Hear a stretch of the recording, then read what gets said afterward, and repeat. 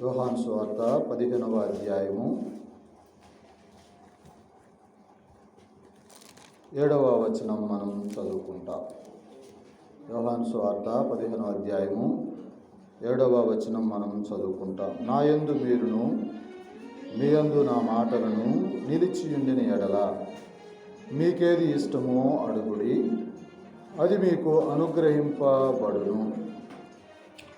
Bible గ్రంథంలోని యొక్క మాటలో నుంచి మన ధ్యాన భాగం, నా యందు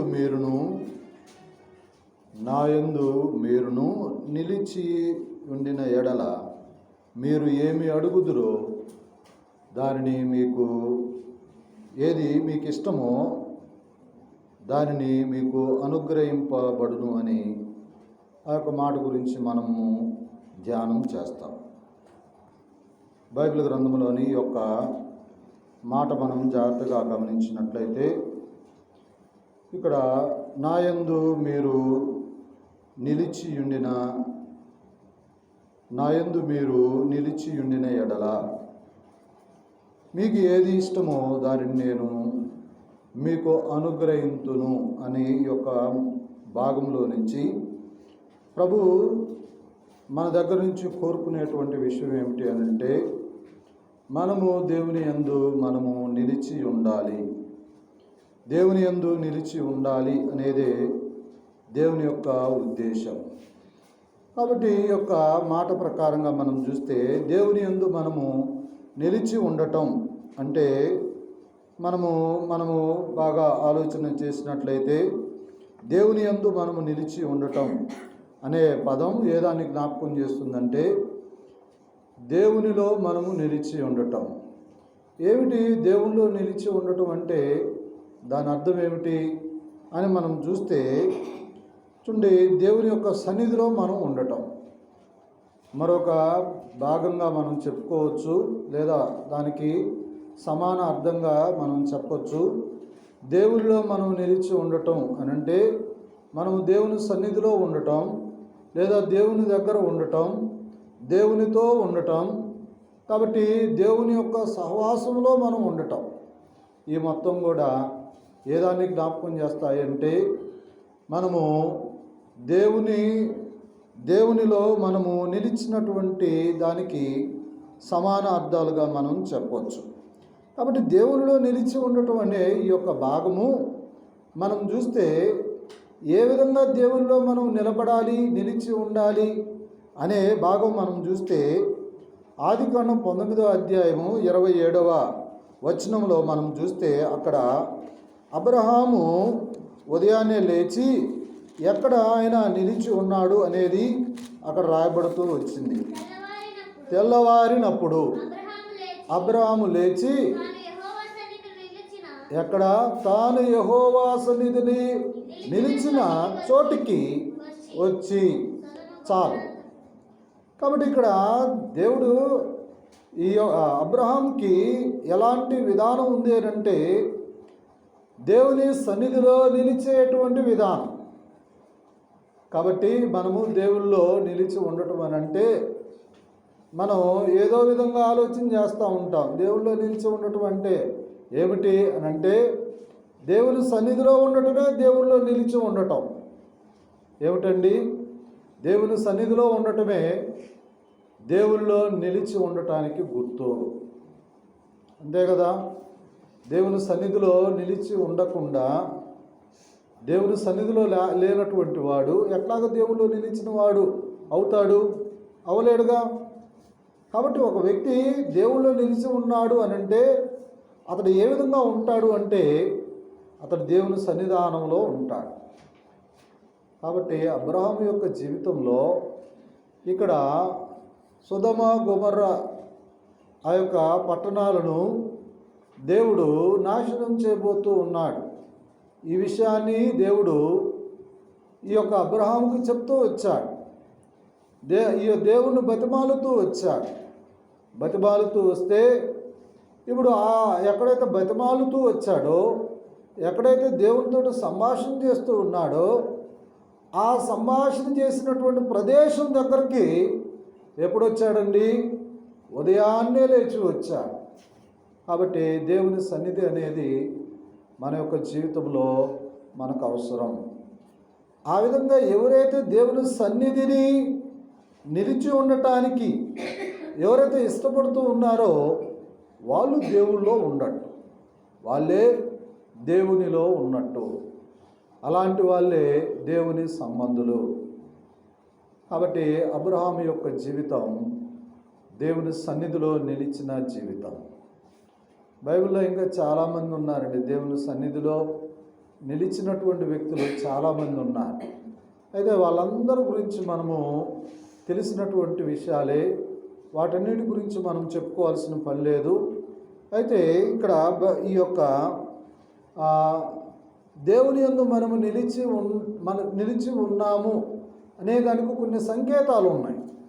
దేవుని యందు మనము నిలిచి ఉన్నాము అనే దానికి సంకేతాలు ఉన్నాయి. ఏంది అబ్రహాముకి ఉన్న సంకేతం ఏమిటి అని అంటే, అతడు పొద్దున్నే లేచి దేవుని సన్నిధిలో గడపటం అతడికి అలవాటు. కాబట్టి అది దేవునితో అతనుకున్నటువంటి సంబంధం, ఆ దేవుని పట్ల అతనుకున్న అభిలాషను ఇక్కడ మనకు తెలియజేస్తూ ఉంది. అబ్రహాము దేవునితో ఎక్కువగా ఉండటానికి ఇష్టపడుతూ వచ్చాడు. కాబట్టి ఈ యొక్క అబ్రహామును దేవుడు దీవిస్తూ వచ్చాడు, హెచ్చిస్తూ వచ్చాడు, అబ్రహామును ఘనపరుస్తూ వచ్చాడు. ఈనాడు మనము ప్రభువులో నిలిచి ఉండి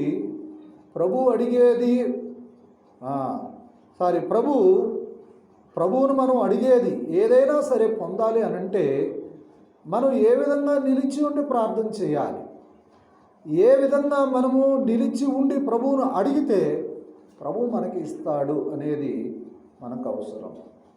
కాబట్టి ప్రభువునందు నిలిచి ఉన్నాడు కాబట్టే, ప్రభు సన్నిధిలో ఉన్నాడు కాబట్టే ఇతడు 100 సంవత్సరాలప్పుడు ఇస్సాకును కన్నాడు. ఎవరిని కన్నాడండి? 100 సంవత్సరాలప్పుడు అతడు నమ్మకాన్ని వదిలిపెట్టలేదు. ఏం వదిలిపెట్టలేదండి?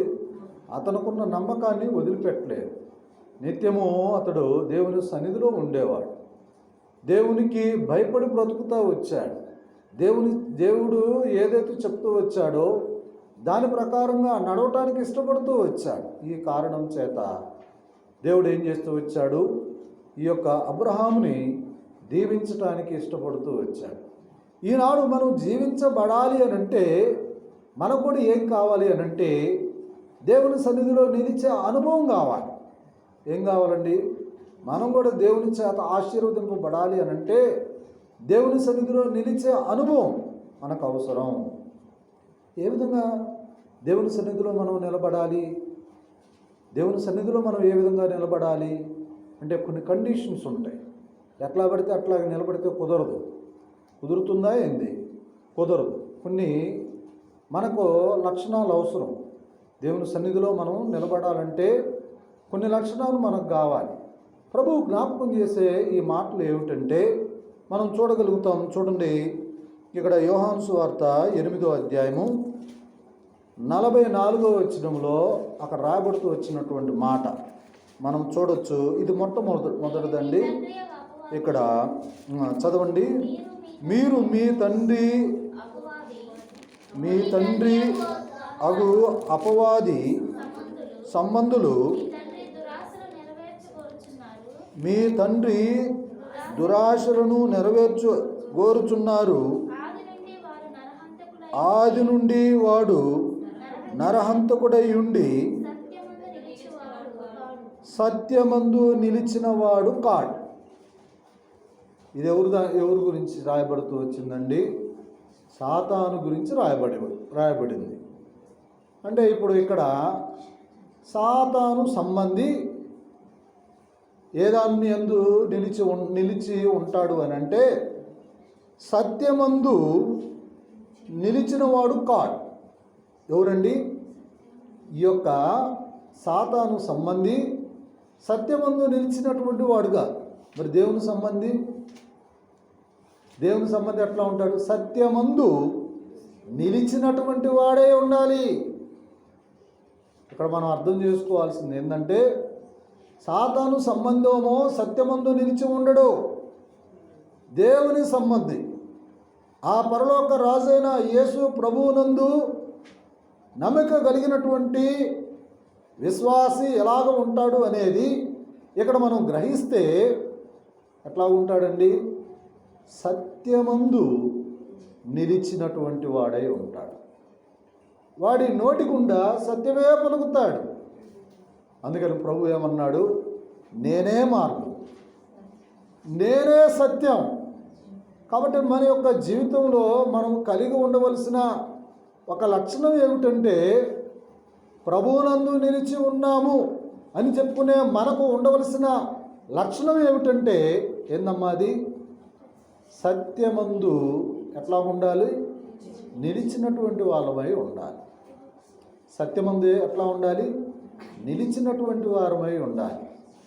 కాబట్టి మన యొక్క జీవితాల్లో సత్యమైనటువంటి విధానం, అబద్ధము లేని జీవితం.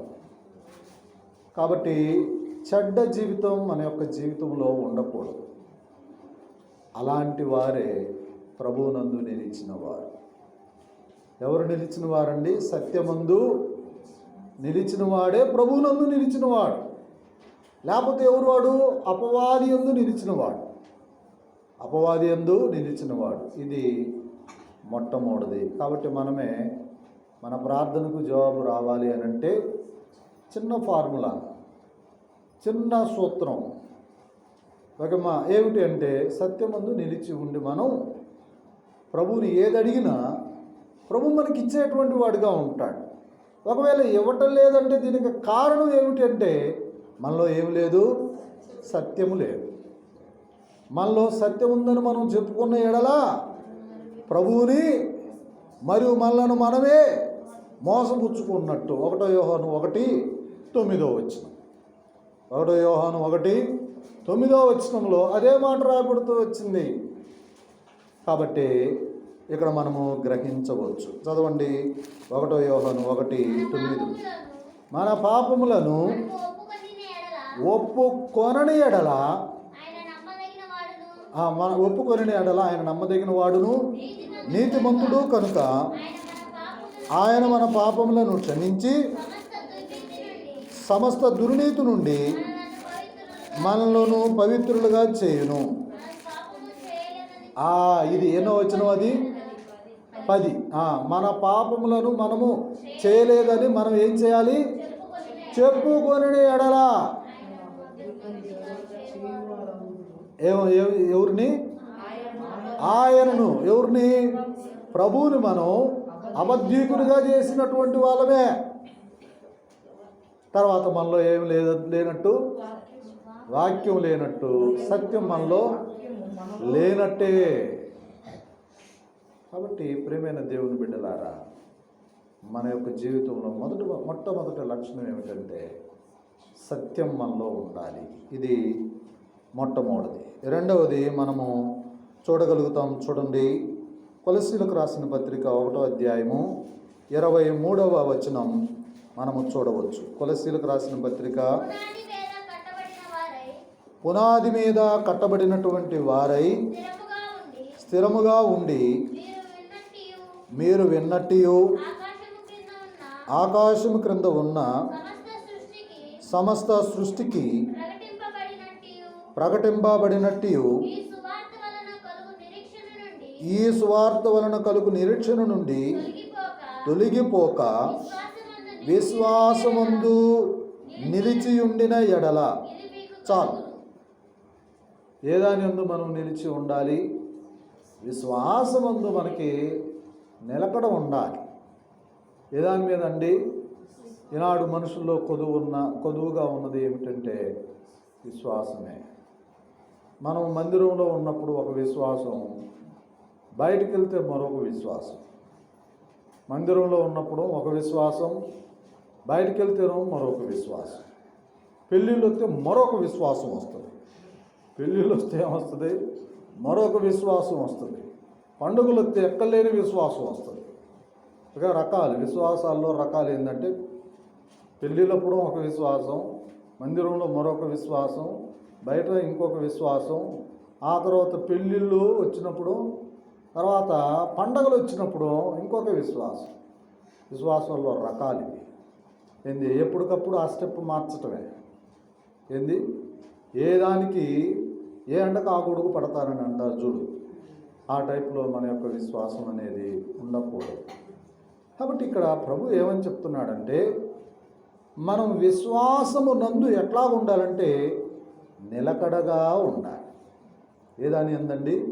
విశ్వాసం. ఏంది విశ్వాసం అంటే ఏంది? అక్కడే రాయబడుతూ వచ్చేది. ఏమని రాయబడుతూ వచ్చింది? చదవండి. అక్కడ మనం చూస్తే, ఇప్పుడు మీ కొరకు నేను అనుభవించుచున్న శ్రమలయందు సంతోషించుచు సంగమును ఆయన శరీరం కొరకు క్రీస్తు పడిన పాటులలో కొదువైన వాటి యందు నా వంతు నా శరీరమందు సంపూర్ణము చేయుచున్నాను. సరే, ఇక్కడ ఏంటంటే ఈ స్వార్థ వలన కలిగిన నిరీక్షణ నుండి తొలగిపోక. స్వార్థ వలన కలిగిన నిరీక్షణ ఏందండి? స్వార్థ వల్ల మనకు కలిగిన నిరీక్షణ ఏంది? స్వార్థ వల్ల మనము రక్షింపబడ్డాం. పాపము నుండి శాపము నుండి మనం రక్షింపబడ్డాం. లోకం నుండి బయటకు వచ్చేసాం. బయటకు మనం ఏం చేసాం? వచ్చేసాం. ఇప్పుడు వచ్చేసిన తర్వాత మన యొక్క జీవితంలోనికి ఏమొచ్చింది? ఒక విశ్వాసం వచ్చింది. ఏంది ఆ విశ్వాసం అంటే, ప్రభువు నాకు పరలోక రాజ్యాన్ని ఇస్తాడు అన్న విశ్వాసం మన యొక్క జీవితంలోనికి వచ్చింది. దీని నుంచి మనం ఏం కాకూడదు? తొలగిపోకూడదు. దీని నుంచి మనం తొలగిపోయామనుకో, ఇందాక మనం పాట పాడుకున్నాం. ఏమని? నీ రాకడకై నన్ను సిద్ధపరచు, నీ రాజ్యంలో నేను ఉండట్టు. ఆ తర్వాత కొన్ని వచనాలు కూడా చదివాము, తెలిసిందా? ఎందుకో మనం పుస్తకాలు ఏముంటాయి అంటే వాక్యాలే పాటల రూపంలో ఉంటాయి. ఏంటంటే వాక్యాలే పాటల రూపంలో పెడతారు. ఓకే కదా? అన్ని చోట్ల ఈ కుదరవు, అన్ని సంఘాల్లో ఇలాంటివి కుదరవు. కానీ మన సంఘంలో మాత్రం వాక్యాలే పాట రూపంలో పెడతారు. ఏంది ఆ పాటలో? ఒక చరణంలో ఏమని ఉంది? ఇక్కడే పాట కూడా తీసే ఉంది. బుద్ధి గల కన్య వలె నేను ఉండాలి, బుద్ధి లేని కన్యకల వలె కాదు. ఏం చేశారు వాళ్ళు? శుభ్రంగా తిన్నారు, మసాలా కూర, శుభ్రంగా నిద్రపోయారు. ఏంది? ప్రభు ఎప్పుడొస్తే ఉంది, ఎప్పుడొస్తే ఉంది. కాబట్టి విశ్వాసం ఏమైందంటే ఇక్కడ తప్పమని పోయింది. అప్పుడు దాని బాగానే ఉన్నారు. తీరా ఏమి ఎక్కువ తీసుకున్నారు? మాంసం కొద్దిగా ఎక్కువ తీసుకున్నారు. శుభ్రంగా అండర్ గ్రౌండ్లోకి వెళ్ళిపోయారు. కాబట్టి మనం ఎక్కడైతే తప్పిపోతున్నామో అక్కడ ఏం చేయాలి? మనం తప్పిపోకుండా ఉండేటట్టు జాగ్రత్త పడాలి. కాబట్టి ఏం కావాలి? అది విశ్వాసం కావాలి. రెండవది ఏమవుతుందంటే విశ్వాసము కావాలి. ముందు సత్యం కావాలి, సత్యంగా ఉండాలి మనం. అదే టైంలో విశ్వాసం కూడా మనకు కావాల్సిందే. యాకోబు మరొక విషయాన్ని కూడా చెబుతున్నాడు. ఏమనంటే 1వ అధ్యాయము 12వ వచనంలో, యాకోబు రాసిన పత్రిక 1వ అధ్యాయము 12వ వచనంలో, శోధన సహించువాడు ధన్యుడు, అతడు ఏ దానికి నిలవాలండి? ఇక్కడ ఒక స్టాండ్ గురించి మాట్లాడాడు. ఏదంటే శోధనలో నిలిచి ఉండాలి అంట. ఏంది శోధన అంటే? పెద్ద పెద్ద శోధనలు వచ్చినాయి. విషయం ఏంటంటే పెద్దోళ్ళకు పెద్ద శోధనలు వచ్చినాయి. ఈ శోధన గురించి చెప్తా ఉంటేనే చాలా సబ్జెక్ట్ చాలా డెప్త్గా ఉంటుంది. ఏంది ఒక రోజుతో చెప్పేది కాదు. ఈ శోధన గురించి చెప్పాలంటే మనకు ఎక్కడెక్కడ శోధనలు ఉంటాయి? ఇంట్లో శోధనే, తర్వాత ఇంట్లో శోధనే. ఇంకోటి ఏంటంటే ఇంట్లో శోధన తట్టుకుంటాం, వ్యక్తిగతమైన శోధనలు ఉంటాయి.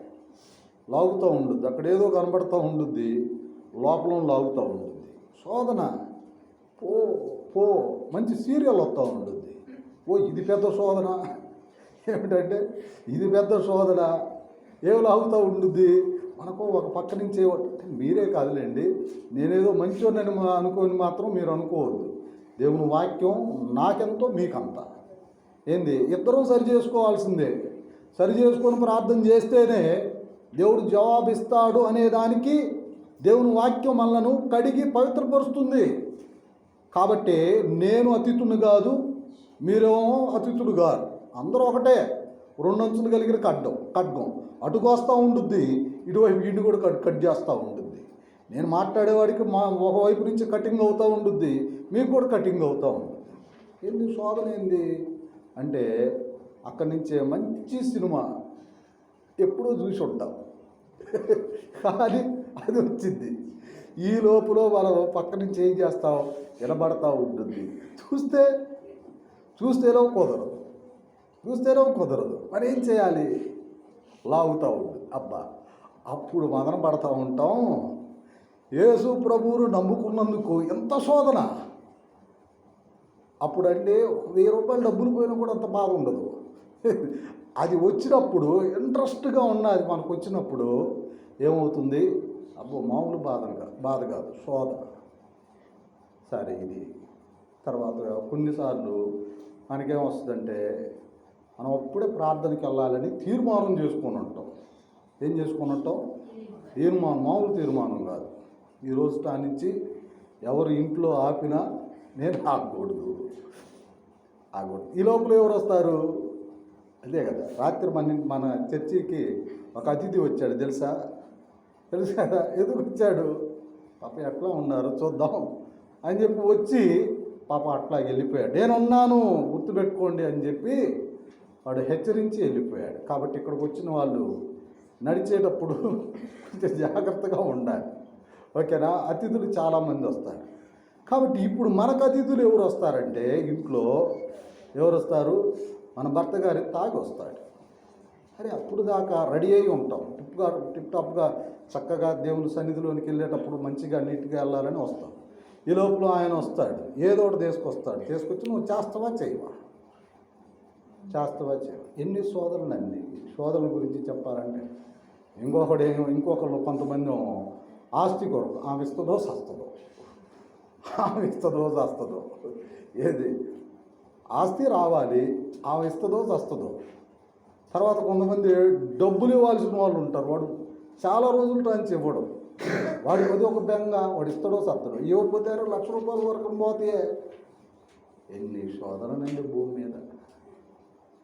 శోధకుడు ఏదో ఒక రూపాన మనల్ని ఏం చేస్తాడు? అరే, దేవుణ్ణే వదిలిపెట్టలేదండి అతడు. ఎవరిని వదిలిపెట్టలేదు? మత్తయి సువార్త 4వ అధ్యాయంలో స్పష్టంగా దేవుని ఎక్కడికో తీసుకెళ్తాడు. పాప అప్పుడు దాకా 40 దినాలు ఏంది, అప్పుడు దాకా ఏం చేస్తూ వచ్చాడు? 40 దినాలు ఎట్లాగున్నాడు? ఉపవాసం ఉన్నాడు. ఉపవాసం ఉంటే ఇప్పుడు ఎక్కడికి తీసుకెళ్ళాడు? కొండ శిఖరానికి వెళ్ళి చక్కగా దేవుడు కూడా ఎంత ఆశ పెట్టాలని చూశాడు చూడండి. మనకు కూడా కరెక్ట్గా ఎక్కడికి వస్తాడు తెలుసా? మనం అవసరం ఉన్నప్పుడే వాడు వస్తాడు. మన పాపం చేయటం వరకు ఎప్పుడు వస్తాడు తెలుసా? మనకు అవసరం ఉన్నప్పుడు వస్తాడు. మనం అప్పుడు సందిగ్ధంలో పడతాం. అరే, అవసరం ఉందే, చేయటం తప్పేమో, ఒకవేళ చేస్తేనే తప్పు అవుద్ది, కానీ నాకు అవసరం. దేవుడు ఇది ఒక మార్గం ఏర్పాటు చేశాడేవో, మనమే కన్ఫ్యూజ్ అయిపోతాం. తప్పు మార్గం దేవుడు ఎప్పుడైనా ఏర్పాటు చేస్తాడా? కానీ చేసింది ఎవరు? సాతానుడు అలాంటిది తీసుకొస్తాడు, నీ దగ్గరకు తీసుకొస్తాడు. నిన్ను పాపం చేసేటట్లుగా చేసి మందిరంలోకి రావడంతో వాక్యం చెప్పిస్తాడు. ఏం చేస్తాడు? నువ్వు పాపం చేసి రావడంతో ఇక్కడి నుంచి సేవకుని చేత నీతో మాట్లాడిపిస్తాడు. ఏమని? అదే వాక్యం వస్తుంది, అదే వాక్యం చెబుతాడు. నువ్వు ఇట్లాగ చేసావు, అప్పుడు దాకా మనకు తెలియదు. ఒరే, దేవుడు నాకు హెల్ప్ చేశాడేమోనని అప్పుడు దాకా అనుకుంటూ ఉంటాం. వాక్యం చెప్పిన తర్వాత అబ్బా, పప్పులో కాలేసి. ఎలాంటి శోధనలు మనిషి యొక్క జీవితంలో. దేవుడు లాంటి వాడిని, యేసు ప్రభువుని శోధిస్తూ వచ్చాడు. మన యొక్క జీవితంలో శారీరక రుగ్మతల శోధనలు ఉంటాయి, కుటుంబపరమైనటువంటి శోధనలు ఉంటాయి, తర్వాత ఇంకా పిల్లల పరంగా, తర్వాత సొసైటీ పరంగా కూడా. సొసైటీ పరంగా బైబిల్ పట్టుకొని పోతే ఎవడు నేను అనుకుంటాడేమో, అసలు అక్కడ ఆ కార్నర్లో నిలబడి ఉంటాడు. ఎక్కడ? మూలల్లో నిలబడి ఉంటారు. ఏమో అప్పుడు దాకా ఏమో ఎలాంటిదో తెలిసినటువంటి వాళ్ళందరూ అక్కడే నిలబడతారు. వాళ్ళ మధ్యలో బైబిల్ పట్టుకొని పోవాలంటే ఎంత నామోషి, అంతంతా అసలుకి మనసు ఒప్పుకునుద్దా? ఒప్పుకోదు. అమ్మో ఏమో మొన్నటి దాకా చేసింది ఇప్పుడు ఇది ఒక వేషం వేసిందా అని చెప్పి అనుకుంటారేమోనని లోపలే శోధన సాతాను అది పుట్టిస్తాడు. ఈ కార్యాలు ఎవరి అండి? సాతాను కార్యాలు. దేవుని దగ్గరకు రాకుండా ఉండటం కొరకు సాతానుడు మనలను ఎంతగా శోధిస్తాడు అనేది కేవలం ఈ ఉదాహరణలు మాత్రమే, ఇంకా ఎన్నో ఉన్నాయి. మన గురించి మనం చెప్పుకుంటూ పోతూ ఉంటే ఈ యొక్క శోధన ఎన్నో మన యొక్క జీవితంలో రోజు పూటకి క్షణం మనం శోధింపబడుతూనే ఉన్నాం. కాబట్టి మనం ఎందులో నిలబడి ఉండాలి? శోధనలో నిలబడాలి. ఎవరి కొరకు? ప్రభువు కొరకు. ప్రభువులో నిలిచే దాని కొరకు ఏం చేయాలి? శోధనలో నిలబడాలి. ఏమన్నాడు ప్రభు? నీకు శోధన వచ్చిందనుకో ఏం చేయాలి? ప్రభువుని ధ్యానించు. ఎందుకంటే నీకు శోధనలో సహాయం చేయగలిగిన ఏకైక వ్యక్తి ఎవరు అంటే ప్రభువే. ఆయన శోధనను జయిస్తూ వచ్చాడు. ఆయన శోధనలో జయించి నిలబడ్డాడు. కాబట్టి శోధన చేత ఎవరైతే పీడింపబడుతూ ఉన్నారో, శోధన చేత ఎవరైతే నలపబడుతూ ఉన్నారో వాళ్ళకు సహాయం చేసే వ్యక్తి ఎవరంటే ప్రభు అయిన క్రీస్తు. అప్పుడు మనం ఏం చేయాలి? వెంటనే ప్రభు వాక్యాన్ని ధ్యానించటము, ప్రభు యొక్క మాటలను మనం గుర్తు తెచ్చుకోవడం చేస్తే వాడు ఏం చేస్తాడు? పక్కకి వెళ్ళిపోతాడు. దేవుని వాక్యం అది రెండంచులు ఖడ్గం. ఒకవైపు నుంచి మన లోపలికి గుచ్చుకుంటా మనం గుర్తు చేసుకుంటూ ఉంటే ఎవరికి గుచ్చుకుంటూ ఉంటుందో తెలుసా? నీ పక్కనే ఉన్న సాతానికి గుచ్చుకుంటూ ఉంటుంది. మన తలంపులోకి రాక మునిపే అట్లాగో వస్తుంది అనంగతోటి ఎవరు గుచ్చుకుంటూ ఉంటుందండి? సాతానికి గుచ్చుకుంటూ ఉంటుంది. వాడు పక్కకి వెళ్ళిపోతాడు. కాబట్టి మనం ఎందులో నిలబడాలంటే శోధన వచ్చినప్పుడే మనం నిలబడాలి. శోధన వచ్చినప్పుడు పడిపోతే ఏమవుతుంది? ప్రభువుకు అవమానం. ఏమండి, మనకి తెలియని వాక్యం ఏం కాదు, ఎప్పుడు చదువుతూ ఉంటాం, వింటూ ఉంటాం. ఇప్పుడు యోబు భార్య ఉంది కదండి, ఆయన అసలుకే అన్నీ పోయి ఎడుతున్నాడు, బాధపడుతున్నాడు. ఎవరు? యోబు గారు. అన్నీ పోయినాయి. పిల్లలు పోయారు, ఆస్తి పోయింది, అక్కడ పనిచేసేవాళ్ళు మొత్తం చనిపోయారు. లేదు, ఇక ఏమీ లేదు. ఎవరున్నారు? భార్యాభర్తలు ఇద్దరు మాత్రమే ఉన్నారు. అసలుగా బాధలో ఉంటే ఏం తీసుకొచ్చింది? కారం తీసుకొచ్చింది. ఏం తీసుకొచ్చిందండి?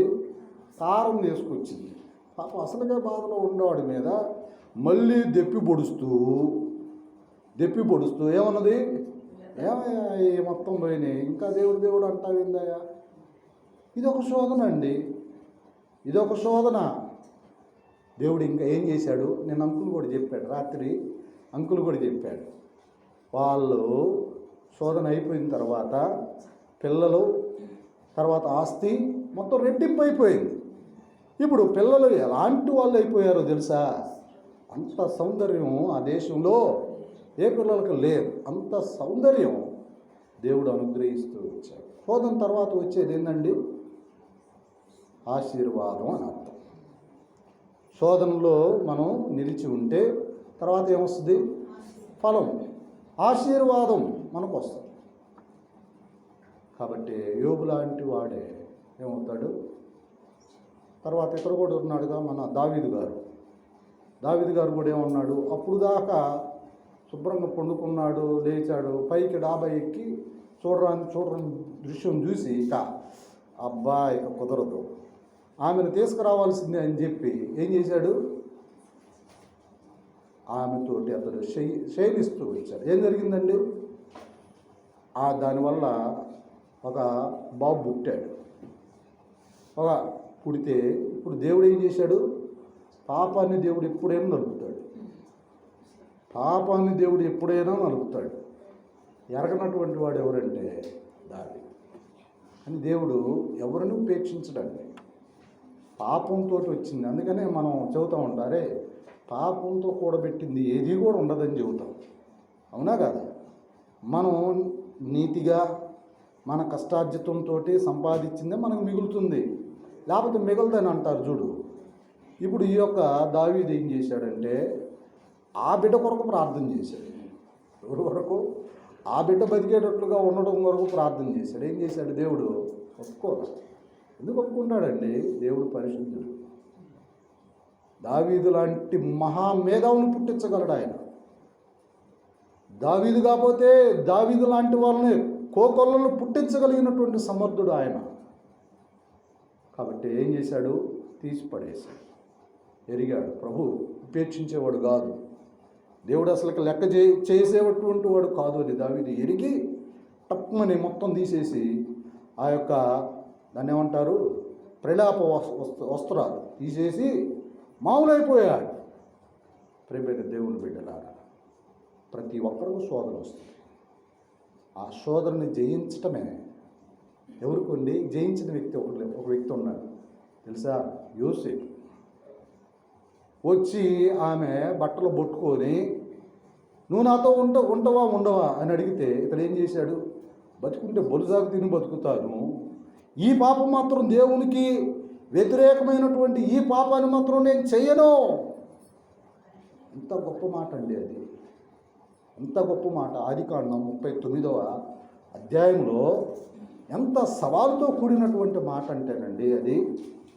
ఏం చేశాడండి? ఏమైతే అవనే అక్కడి నుంచి పారిపోయాడు. ఏదైతే అవని అక్కడి నుంచి ఏం చేశాడు? పారిపోయి ఇక వెంటనే ఏం చేసింది? ఆమెకు అనుకూలం దొరికిందని చెయ్యని దానికి శిక్ష అనుభవించాడు. అయినా దేవుడు ఏం చేశాడు? దేవుని కొరకు ఇష్టపడ్డాడు, చెయ్యని దాన్ని అనుభవించడానికి ఇష్టపడ్డాడు కాబట్టి అనుభవించాడు. అనుభవిస్తూ ఉండగా, నాట్ కంప్లీటెడ్. ఎప్పుడండి? అతడు శ్రమలో ఉండగా దేవుని సహాయం వచ్చేసింది. శ్రమకు ఏముందండి? శోధనకి ఏముంది? ఫలం ఉంది. ఇప్పుడు ఆ శోధన జయించడం ద్వారా ఇతరులకు ఏమొచ్చింది? శ్రమ వచ్చింది. శ్రమలో ఉండగానే దేవుడు ఏం చేశాడు? ఆశీర్వాదాన్ని పంపించాడు. ఎలాంటి ఆశీర్వాదం అండి? మామూలు ఆశీర్వాదం కాదు. మనం మామూలుగా ₹1,00,000 లాటరీ తగిలితేనే మనం ఏం చేస్తాం? గంతులు వేస్తాం. మరి ఇతడు ఎన్ని గంతులు వేయాలి? ప్రధానమంత్రి స్థాయి రాజు తర్వాత రాజు ఎవరంటే ఈ యొక్క యేసు. అంత స్థాయిలోకి దేవుడు హెచ్చించాడు. అంత స్థాయిలోకి దేవుడు అతన్ని హెచ్చిస్తూ వచ్చాడు. ఎంత గొప్ప సాక్ష్యం అండి ఇది. కాబట్టి శోధనలో మనం ఏం చేయాలి? నిలిచి ఉండాలి. శోధన రాకుండా ఉండదు, కానీ అందులో నిలిచి ఉండటమే మనం ప్రభువుని లేదా ప్రభువులో నిలిచినాము అనే దానికి గుర్తు అది. కాబట్టి ఇది ఎన్నోది? మూడోదిగా మనము గ్రహించవచ్చు. తర్వాత 1 పేతురు 1:7 అక్కడ పరీక్షలో నిలిచి ఉండాలి. ఎందులోనండి? చదవండి అక్కడ. నశించిపోవు సువర్ణము అగ్ని పరీక్ష వల్ల శుద్ధీకరింపబడుతుందంట. అంటే ఇక్కడ ఏ దాని గురించి చెప్పాడంటే పరీక్ష గురించి చెప్పాడు. ఏ పరీక్ష? అగ్ని పరీక్ష. ఏ దానికి అవసరం అమ్మా? బంగారానికి అవసరం. ఏ పరీక్ష అవసరం? బంగారానికి అగ్ని పరీక్ష అవసరం. ఎందుకంటే అది మెరవాలంటే 7 సార్లు ఏం చేయాలి? అగ్ని చేత కాల్చాలి, అప్పుడే దానికి మెరుపు వస్తుంది. ఇప్పుడు దేవుడు మనల్ని ఏమంటాడంటే మీకు కూడా అలాంటి పరీక్ష కావాలి అంటాడు. ఎలాంటి పరీక్ష అండి? అలాంటి పరీక్ష అంటే ఇప్పుడు ఎవరు లాంటి పరీక్ష? యోబు లాంటి పరీక్ష అని చెప్పవచ్చు, లేదా యోసేపు లాంటి పరీక్ష అని చెప్పవచ్చు, లేదా ఇంకా మనం చూస్తే షడ్రక్ మెషక్ అబెద్నెగో లాంటి వాళ్ళు ఎదుర్కొన్నారు చూడు, అలాంటి పరీక్ష. మనం ఉంటాం అక్క, మనం ఉంటాం అసలు అలాంటి పరీక్ష వస్తే? అలాంటి పరీక్ష ఒకవేళ ఏదైనా పాము కూడా ఏదైనా ముట్టిందనుకో, సపోజ్ ఓరే బాబు, ఆ చర్చికి పోతే పాములు అయ్యా బాబు, ఇక నేను పాను కూడా పోను. ఏంది లేదు, అసలు ఆ చర్చికే పోను. అరే ఈ చర్చ ఏమన్నా చేసిందా?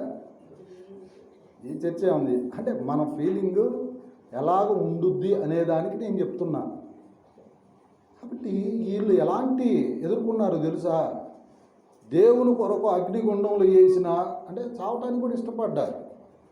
తర్వాత సింహబోన్లో వేసిన వాళ్ళు ఇష్టపడ్డారు. శోధన ఏదానికి మధ్య దేవుని కొరకు ఉండకుండా ఉంటేనో తప్పింపబడతాం, ఉంటేనేమో సింహబోన్లో వేస్తారు.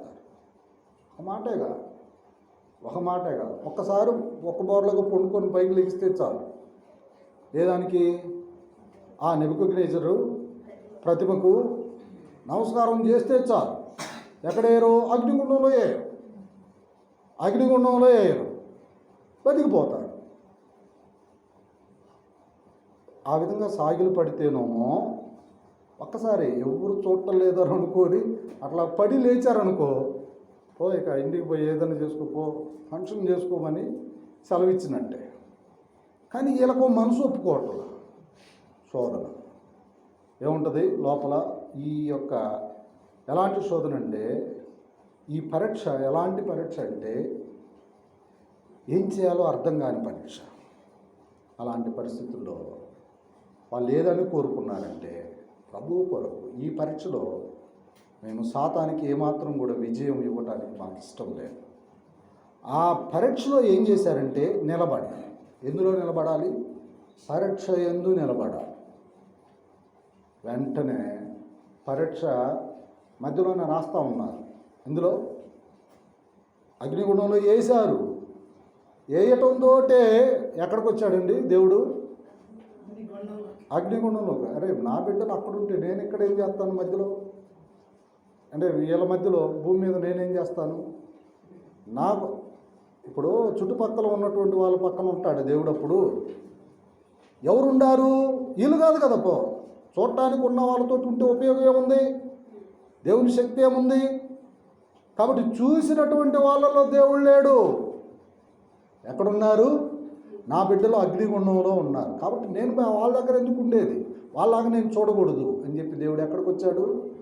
అగ్నిగుండంలోనికి వచ్చాడు. అరే ఇంట్రుకు కూడా వాసన రావట్లేదంట, అగ్ని వాసన రావట్లేదంట. చక్కగా ఉన్నాయి మంచి ఎంట్రుకులు. ఏంది? కాబట్టి ఇలాంటి పరీక్షల నుంచి బయటకు వచ్చినటువంటి వాళ్ళని చూసి ఏమైపోయారు?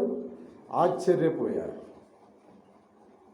కాబట్టి ఇలాంటి పరీక్షలు వచ్చినా సరే మనం ఏం చేయాలి? నిలిచి ఉండాలి. మనకు వచ్చే ఎలాంటి పరీక్షలు చెప్పానక్క, సరే ముగించుకుందాము. ఎందుకంటే చాలా ఉన్నాయి. నేను రాసినటువంటి మొత్తం 12 తలాంతులము. నేను ఎన్నోది చెప్పేది? 4వదేనక్క. ఎలాంటి ఎన్ని ఉన్నాయంటే 12 ఉన్నాయి. 12 చెప్పాలంటే చాలా, అంటే కొద్దిగానే చెప్పుకుందాం, తర్వాత కంటిన్యూషన్ ఉంటుంది. నేను అప్పుడే అయిపోయేది కాదు. కాబట్టి మనకు వచ్చే తలాంతులు, ఆ శోధనలు లేదా పరీక్షలు ఎలాగుంటాయో తెలుసా అక్క? పెళ్ళి జరిగేటప్పుడు మనం అది చేయకూడదు. ఏందక్క? దేవుని కొరకు నిలబడితే ఎవరు ఏమని చేస్తారక్క? ఎవరైనా ఏమైనా చేస్తారా? అయ్యా మేము చేయకూడదు అని అంటే ఎవరన్నా నిన్ను కొడతారా? తిడతా. ఎవరు కొడతారక్క? ఎవరు కొడతారు? కొడితే మీ ఆయన కొడతారు. ఎవరు కొడతారు?